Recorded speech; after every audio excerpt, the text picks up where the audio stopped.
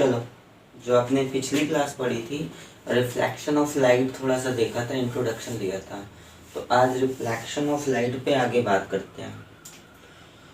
Reflection of light का जो हम देखो कैसे यूज करते हैं। पहले चीज तो आप देख लो, रिफ्लेक्शन।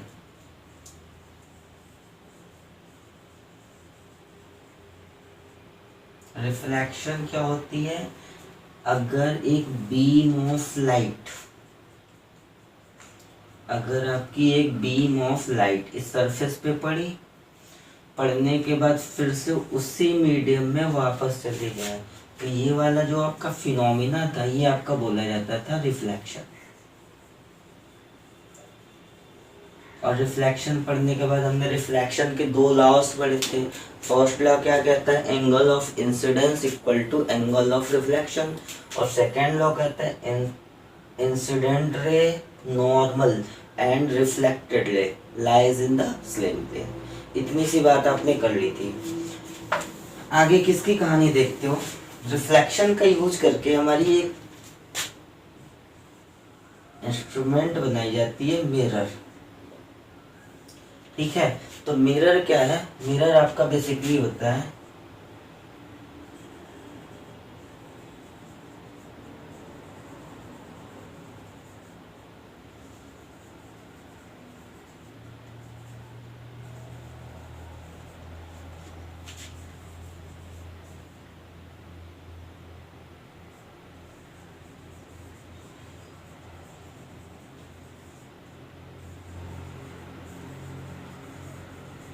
एक ऐसी इंस्ट्रूमेंट, ऐसी चीज जो लाइट को रिफ्लेक्ट करे, वो हमारी क्या कहलाती है? मिरर। ठीक है, मतलब सिंपल से आप कह सकते हो, लाइट को रिफ्लेक्ट करने वाली चीज, प्रकाश को परावर्तित करने वाली चीज आपकी मिरर होती है। ठीक है, मिरर है। अब मिरर कितने तरह की है? बेसिकली आपको यही चीज आज पढ़नी है, मिरर। तो देखो, आपकी मिरर होती है बेसिकली दो तरह की। इसे हिंदी में बोलते हैं दर्पण। ये आपकी बेसिकली दो तरह की होती है। फर्स्ट वाले को हम बोलते हैं प्लेन मिरर।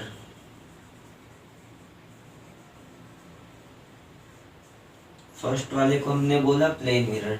सेकंड वाले को बोला हमने स्फेरिकल मिरर।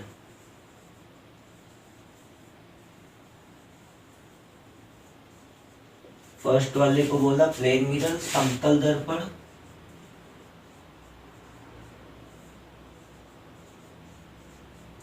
और सेकंड वाले को बोला स्फेरिकल मिरर, गोलीय दर्पण।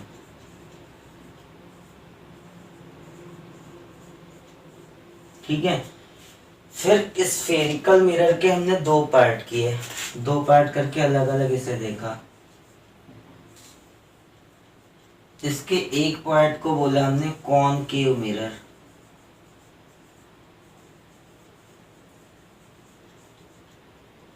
और दूसरे पार्ट को बोला कॉन्वेक्स मिरर। कॉनकेव मिरर मतलब उत्तल दर्पण।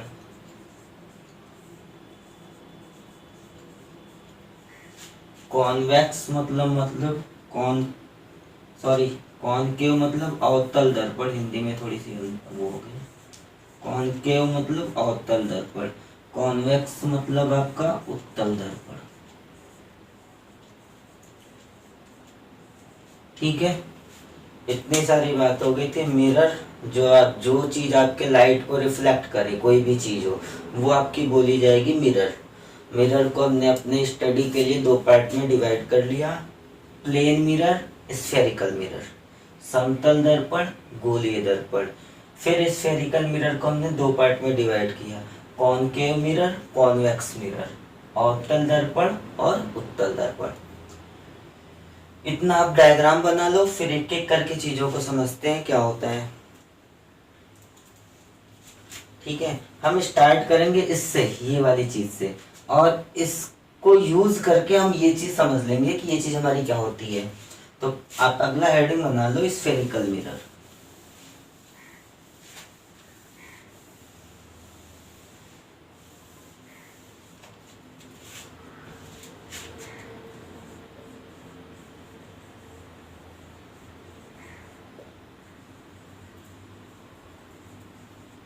स्फेरिकल मिरर, गोलीय दर्पण।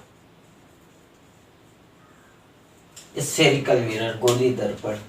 देखो यहाँ पे आपने वर्ड देखा मिरर।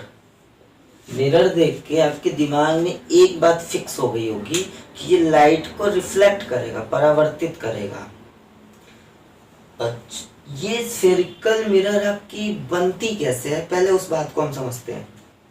तो देखो, स्फेरिकल मिरर बनाने के लिए हम एक काम करते हैं। एक हम स्फीयर लेते हैं, हॉलो स्फीयर। हॉलो स्फीयर मतलब खोखला गोला। ये हमने ले लिया हॉलो स्फीयर।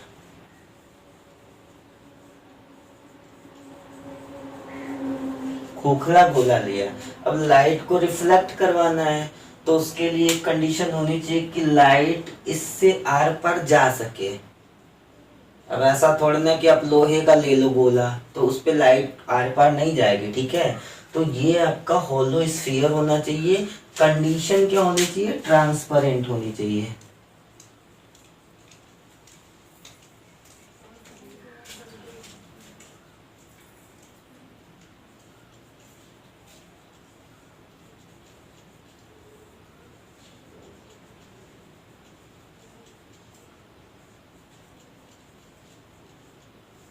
ये इतनी कंडीशन होनी चाहिए, ठीक है। अब क्या करते हैं, इसको हम बीच से कहीं से भी ब्रेक कर देते हैं। इसको हमने बीच से कहीं से भी क्या कर दिया, ब्रेक कर दिया। तो ब्रेक किया तो ये वाला सेक्शन, ये हमारा जो ये यहाँ से यहाँ तक का सेक्शन है ए, और बाकी हमारा सेक्शन है बी। बी को हम उठा के फेंक देते हैं, एक सेक्शन उठाते हैं ए सेक्शन उठा लिया हमने, ठीक है। ये वाला हिस्सा पूरा काट के यहाँ पे रख दिया। अब आगे एक बात आप सोचो, अभी ये मिरर बना नहीं बना, क्यों? क्योंकि मिरर का काम होता है लाइट को रिफ्लेक्ट करवाना, और जैसे ही आप इस पे लाइट डालोगे, ये तो ट्रांसपेरेंट है, पारदर्शी है, तो जैसे ही आपने इस पे लाइट गिराया, लाइट आर पार हो गई। और मिरर का काम क्या होता है, रिफ्लेक्ट कराना। तो ये जब लाइट इस पे गिरे और आर पार ना हो, इसके लिए हमें एक सरफेस पे पेंटिंग करनी पड़ेगी। तो पेंटिंग करने के भी आपके दो तरीके हो गए। देखो, या तो आप अंदर से पेंटिंग कर दो, और फिर यही हिस्सा है, यही चीज है। एक तरीका तो ये हुआ आपने अंदर से पेंटिंग की। सेकंड वाला तरीका क्या होगा, आपने बाहर से पेंटिंग कर दी। अब ये मिरर बन गया। अब लाइट जाएगी, आपने पेंट करके रास्ता रोक दिया, इस साइड जाएगी नहीं, यहाँ पे जाएगी, टकरा के वापस होगी, रिफ्लेक्शन हो गया। ये आपका मिरर बन गया। पेंटिंग आपने दो तरीके से की, तो इस मिरर को हमने दो पार्ट में डिवाइड भी कर लिया। जहां पे अंदर की तरफ पेंटिंग हुई, ये हमारा मिरर बना कॉन्वेक्स मिरर। जहां पे हमने बाहर पेंटिंग की, ये हमारा बन गया कॉनकेव मिरर।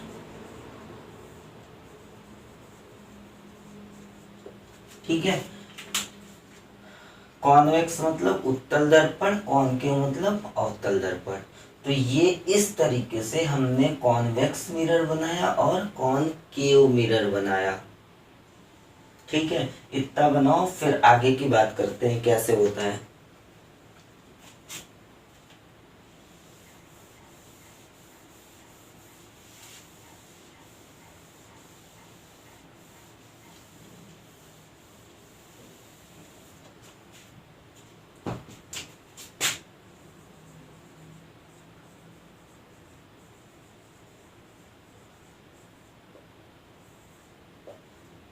ठीक है, कॉनकेव मिरर हमारा कैसे बना था, जब हमने पेंटिंग बाहर की तरफ करी थी, यानी जो लाइट का रिफ्लेक्शन होगा वो किधर से होगा, अंदर वाली सरफेस से होगा। लाइट का रिफ्लेक्शन इसमें किस सरफेस से होगा, अंदर वाली सरफेस से होगा। ठीक है, तो इसको हम पहले एक लाइन में लिख लेते हैं।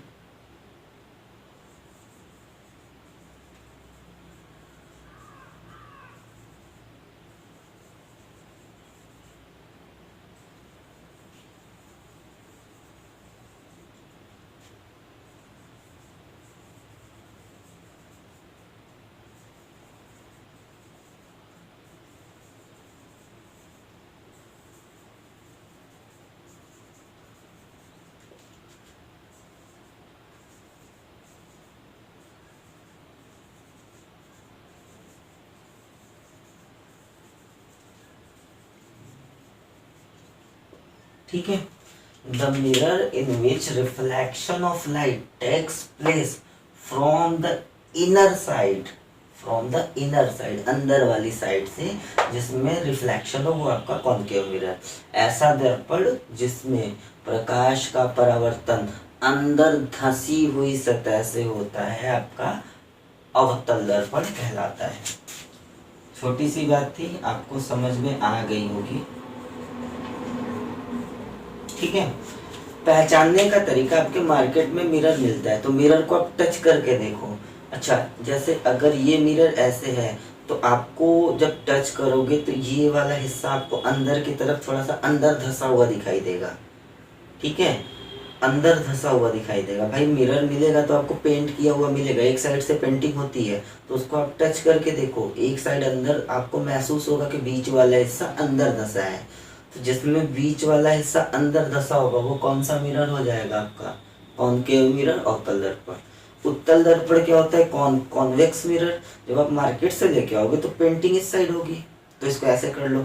अब उसको टच करके देखो, बीच में क्या होगा? आपको महसूस होगा कि थोड़ा सा हल्का सा ऊपर उठा हुआ है, तो वो वाला मिरर आपका कौन सा हो जाएगा? Convex mirror. कॉनकेव मिरर लिख लिया, आगे आप लिखो convex mirror.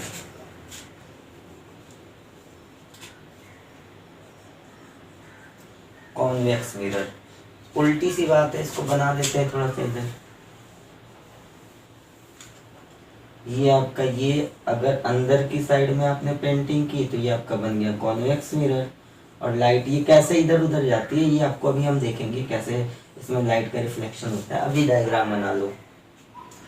The mirror in which reflection of light takes place from outer side. तो यहाँ पे आपको कुछ नहीं करना है, आउटर, बस, बाकी सब सेम है। ऐसा दर्पण जिसमें प्रकाश का परावर्तन बाहरी सतह से होता है उत्तल दर्पण कहलाता है।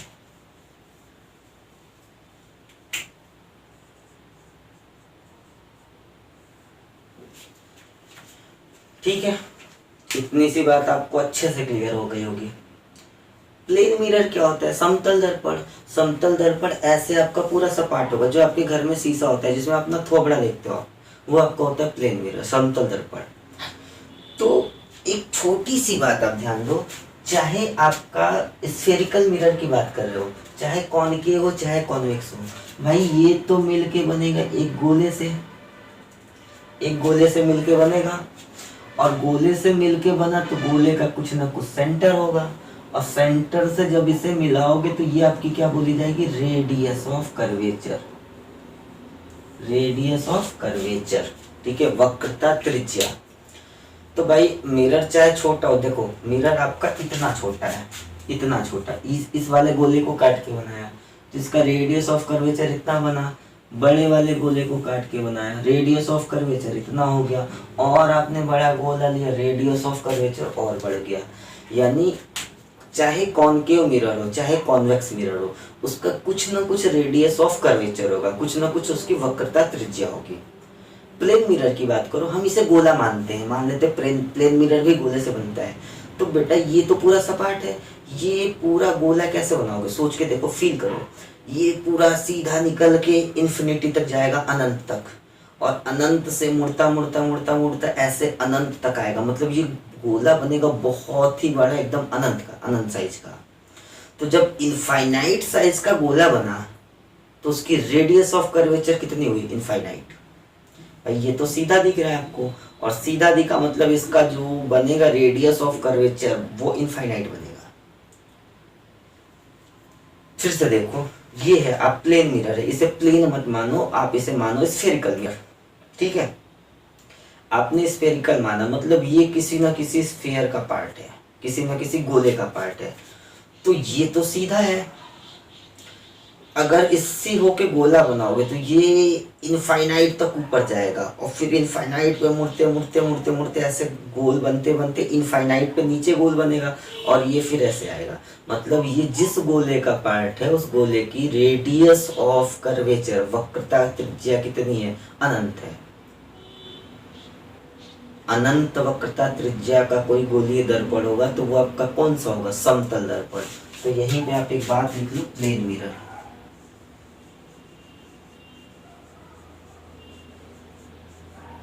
Plane mirror. प्लेन मिरर की डेफिनेशन क्या होगी? The mirror which has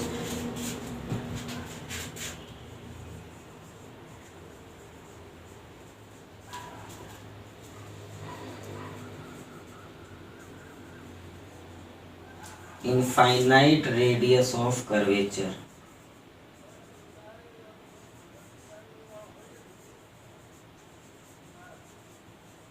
is known as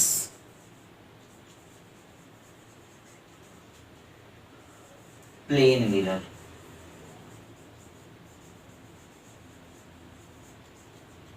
ऐसा गोलीय दर्पण जिसकी वक्रता त्रिज्या अनंत होती है समतल दर्पण कहलाता है। क्लियर है? इतना क्लियर हो तो आगे बढ़ा जाए। चलो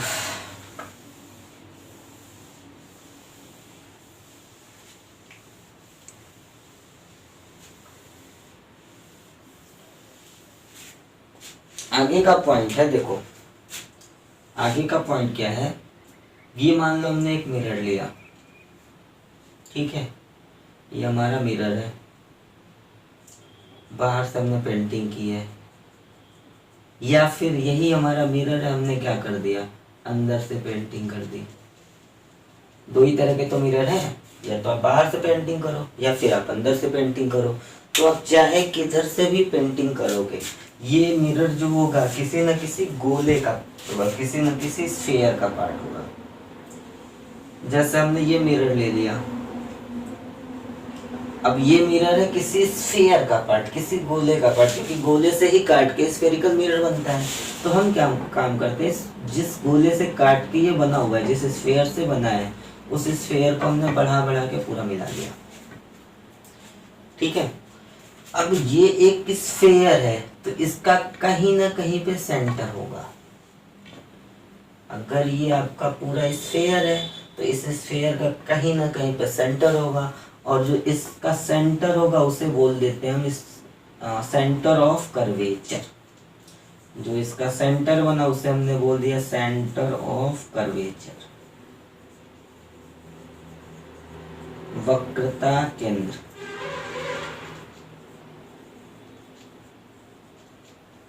सेंटर को हमने क्या बोला, सेंटर ऑफ कर्वेचर, वक्रता केंद्र। चलो मिरर आपका इतने हिस्से में है, इतने हिस्से में आपका क्या है, मिरर है, दर्पण है, तो इसका कहीं ना कहीं मिड पॉइंट होगा, मध्य बिंदु होगा, कहीं ना कहीं इसका क्या बनेगा, मिड पॉइंट होगा, और उस मिड पॉइंट को हम बोल देते हैं पोल ऑफ द मिरर।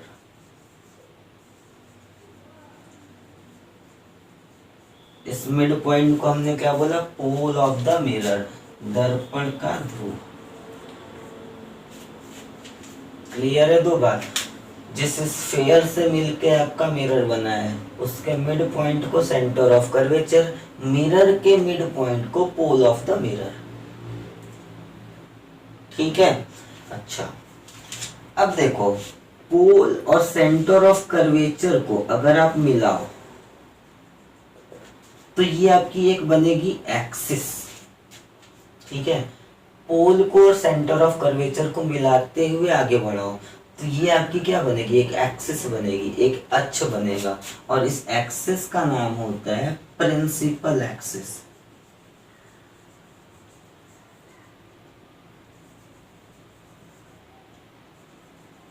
इस एक्सिस का नाम होता है प्रिंसिपल एक्सिस, मुख्य अक्ष।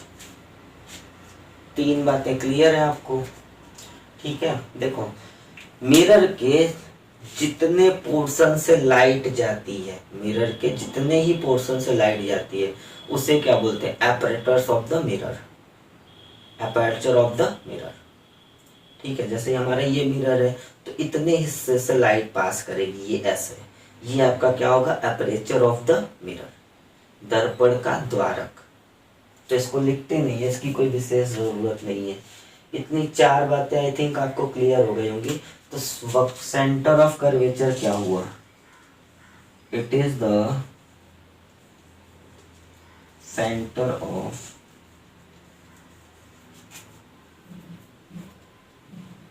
The sphere by which mirror is formed.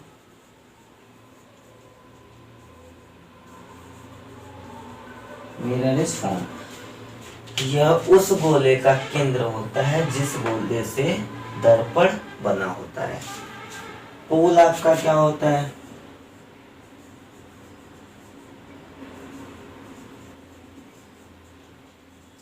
Mid point of the mirror is known as pole. दर्पण का मध्य बिंदु आपका क्या होता है? ध्रुव। ठीक है, ध्रुव क्या होती है? सॉरी, प्रिंसिपल एक्सिस, ये इसकी डिफिनीशन है, थोड़ा सा इधर उधर है। प्रिंसिपल एक्सिस क्या होती है? पोल और सेंटर ऑफ कर्वेचर को मिलाने वाली इमेजिनरी लाइन।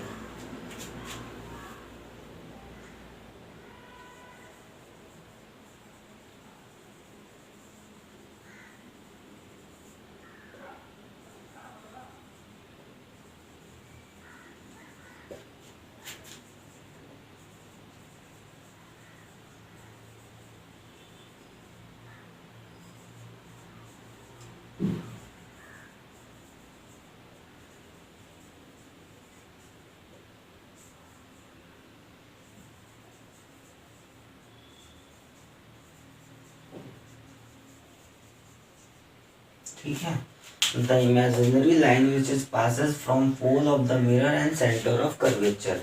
दर्पण के ध्रुव और वक्रता केंद्र से गुजरने वाली काल्पनिक रेखा मुख्य अक्ष कहलाती है। इतनी सारी पॉइंट है, ये पहले आप नोट करो फिर आगे बढ़ते हैं।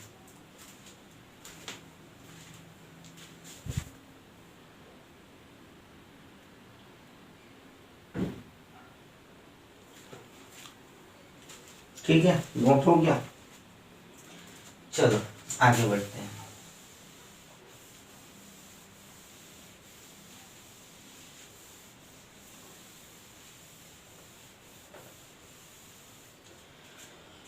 दो चीज की और बात आपको करनी है, फोकस। फोकस और फोकल लेंथ। ठीक है, ये दो बात करनी है। ध्यान से देखो, बनाता हूं, समझो। ये आपका मिरर है,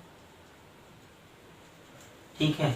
यहाँ पे कहीं पे पोल होगा, पोल को हम P से रिप्रेजेंट करते हैं, और यहाँ पे कहीं इसका सेंटर ऑफ कर्वेचर होगा, C से दिखा दिया, और इसको आप मिलाओ तो ये आपकी क्या है?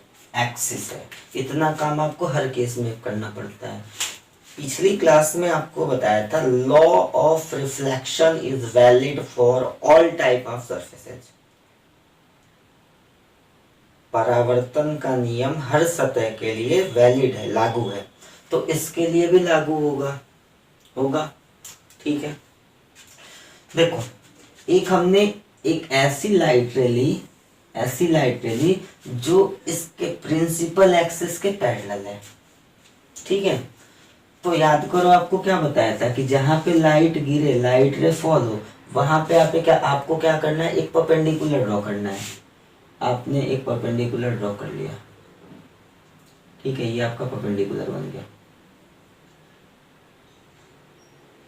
ठीक, जितना एंगल ये बना उतने ही एंगल से लाइट रे आपकी रिफ्लेक्ट होके चली जाएगी।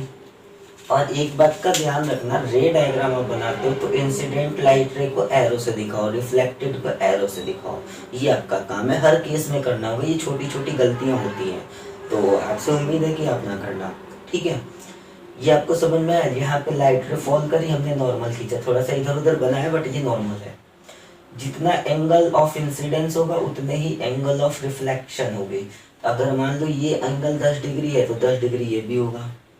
ठीक है, एक लाइट रे हमने यहाँ से फॉल कराई, यहाँ पे कट किया, हमने यहाँ पे नॉर्मल खींचा। ठीक है, ये जितना एंगल होगा उतने ही एंगल से लाइट रे आपकी क्या होगी? रिफ्लेक्ट होके बाहर जाएगी। क्लियर सी बात आपको समझ में आ रही होगी?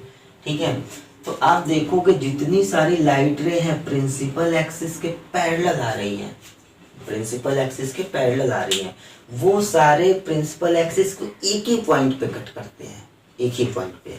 देखो जैसे ये लाइट रे यहाँ पे कट करी, ये वाली लाइट रे भी यहाँ पे कट करी, अब तीसरी लाइट रे यहाँ पे बनाओ, ये लाइट रे भी आपको यहीं पे कट करती हुई जाएगी, चौथी लाइट रे आप बनाओ, चौथी लाइट रे भी यहीं पे कट करती, मतलब सारी लाइट रे एक पॉइंट पे कट करेंगी, और जिस पॉइंट पे कट करेंगी वही पॉइंट आपका बोला जाता है focus of the mirror. Focus Hindi English दोनों में सेम नाम है इसका, ठीक है। तो ये फोकस क्या होता है, जो लाइट रे प्रिंसिपल एक्सिस के पैरेलल आती है वो परावर्तन रिफ्लेक्शन के बाद प्रिंसिपल एक्सिस के एक पॉइंट पे कट करती हुई आगे निकलती है, जिस पॉइंट पे कट करती है वो पॉइंट आपका क्या होता है, फोकस। फिर से देखो, द लाइट रे which is coming parallel to the principal axis, after reflection it passes a point on the principal axis, this point is known as focus. The light ray which is coming parallel to the principal axis, after reflection it passes a point on the principal axis, and this point is known as focus of the mirror.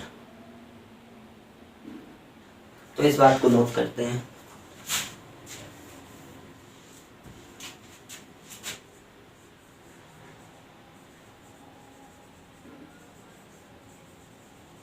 The beam of light which is coming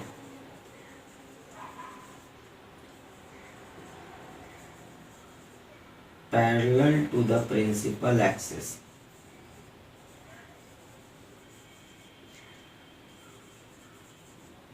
after reflection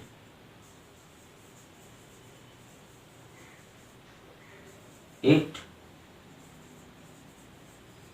passes from a point on principal axis. This point is known as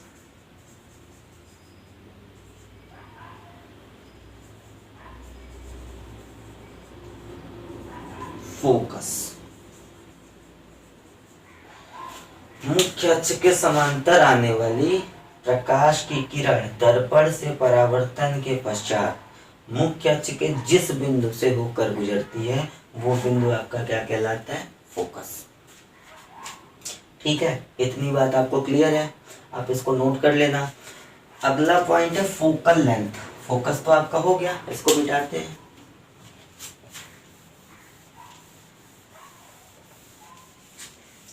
अगला point है focal length.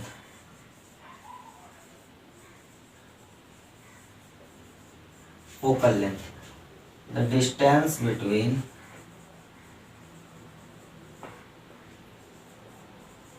focus and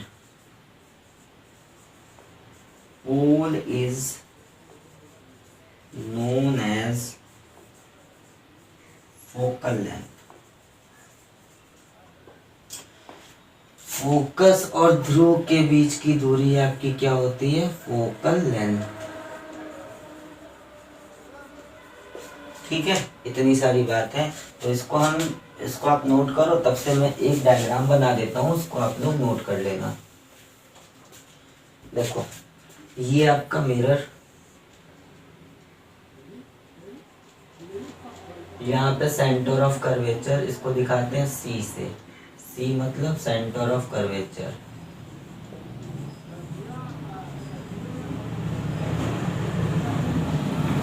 ये आपका पोल, P से दिखाते हैं, P मतलब पोल।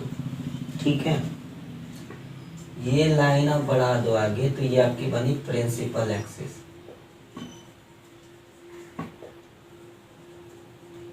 ठीक है, यहाँ पे ऐसे लाइट आई, यहाँ पे कट करी, तो ये आपका हो गया, कैपिटल एफ से दिखाते हैं, ये आपका होता है फोकस। और ये डिस्टेंस जो आपकी होती है, ये आपकी होती है फोकल लेंथ। इतनी सी बात है। ठीक है, इससे आप बनाइए और इतना आप प्रिपेयर करिए। नेक्स्ट क्लास में इसके आगे जो मिरर फॉर्मूला है उससे डिराइव करेंगे हम। तब से आप इतना बना के नोट करिए।